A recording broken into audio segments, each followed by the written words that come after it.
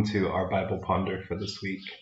We're continuing our series of short videos on underlooked at verses of the Bible that have quite an outsized impact on the story of the Bible and the story of Christianity. This week, I want to look at a bit of Ezekiel, which is one of the major prophets. It's a very, very long book of prophecy. It's really, really interesting. It's one of the prophets we don't look at quite as much, partly because it's not quoted in the New Testament as much as a prophet like Isaiah or all of the Psalms and things like that. But it has a lot of really, really impactful bits of prophecy in it that play a really, really large role in Israel's self-perception and also in the conceptualization of who the Messiah would be. So there are a couple parts of Ezekiel that we maybe look at more than the rest of it that are probably familiar to you.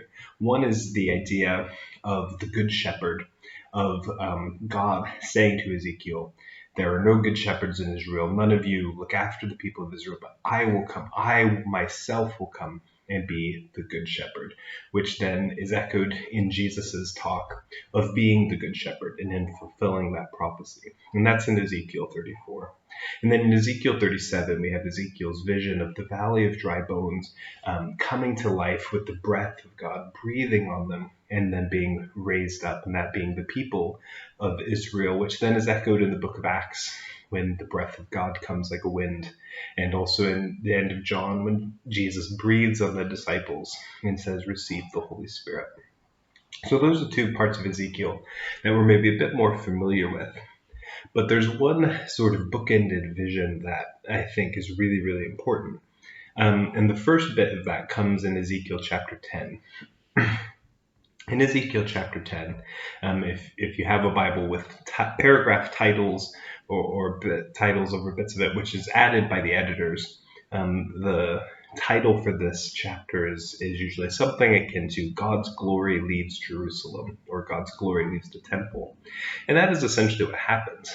So if you want to go and read Ezekiel chapter 10, it's a really, really interesting thing. It's one of those bits of the Bible where our sort of cartoon conceptualization of what an angel looks like is really shattered. An angel is not just a handsome young man with a white robe and wings. In this, you have a description of angels, and they have tons of wings and eyes, but they also form a chariot throne, and they also have human hands under their wings, and it's really quite wild and bizarre, this vision that Ezekiel's having. So go ahead and read that. But in this vision, Ezekiel sees this sort of chariot throne thing formed by these angels with eyes and wings and everything. And it forms itself above Jerusalem, and it forms a throne, and then the glory of God takes off out of the temple and takes a seat on the throne and then leaves. And so we get then in verse 18, "Then the glory of the Lord went out from the threshold of the house," or other translations might say temple, and we infer that from a verse later on, but it is the word house, "the threshold of the house, and stopped above the cherubim. The cherubim lifted up their wings and rose up from the earth in my sight as they went out with the wheels beside them. They stopped at the entrance of the east gate of the house of the Lord," and that's what house it is, "and the glory of the God of Israel was above them."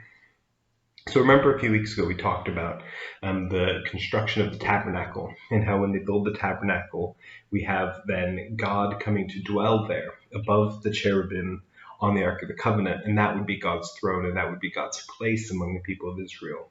Again, not exclusively that God is everywhere, but that would be specifically where God could be met.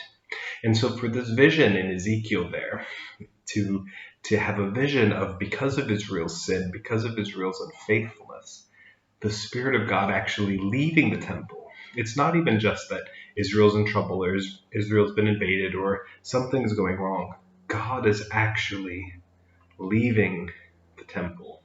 And that would have been the worst thing that they could have possibly imagined, because that is where God promised to be. And that's why at the end of Ezekiel in chapter 43, he does have a vision of God returning to the temple, returning to the Holy of Holies, and reinstating that promise of dwelling there forever. But that prophecy part of Ezekiel is not fully fulfilled, because the Temple of Solomon is destroyed. It's then rebuilt. And what we call the Second Temple period is when the temple has been rebuilt. It kind of gets destroyed and rebuilt a couple of times, but really mainly rebuilt before Jesus is born. And this temple is massive, it's glorious, and it's there until the 60s in the Common Era. In 63 CE, finally, is when the siege that the Romans have done over the city of Jerusalem succeeds. They go through the city, they ransack it, they destroy most of it, and they destroy the temple. And the general Pompey goes into the Holy of Holies. And we have a description from the historian Tacitus and also the Jewish historian Josephus that says when he goes in, he doesn't find anything.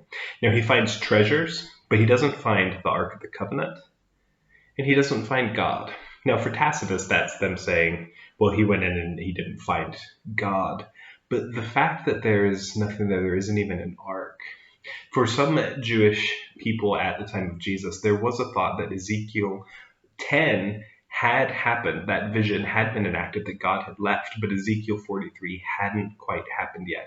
That although there was a temple, God hadn't fully returned, and God hadn't fully returned God's favor to the people, because they were still ruled over by Rome, and they were still under this, under the thumb of Caesar. And so they were still looking for Ezekiel 43 to take place, where God's presence would return to the temple.